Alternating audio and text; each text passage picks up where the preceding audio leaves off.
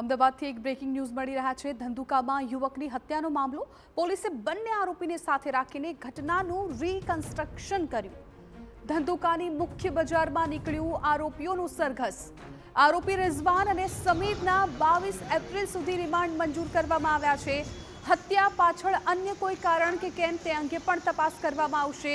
બંને આરોપીના નિવેદનમાં વિરોધાભાસ જોવા મળી રહ્યો છે।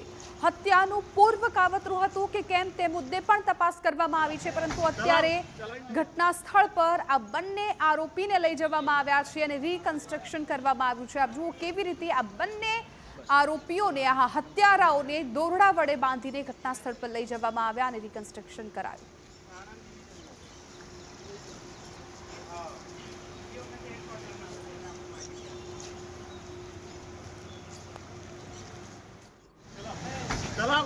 દ્રશ્યો એ સમયના છે કે જ્યારે પોલીસે આ બંને આરોપીઓને ઘટના સ્થળ પર લઈ જઈને તેમનું રીકન્સ્ટ્રક્શન કર્યું હતું। આપ જુઓ કે કેવી હાલત આ હત્યારાઓની કરી દેવામાં આવી છે।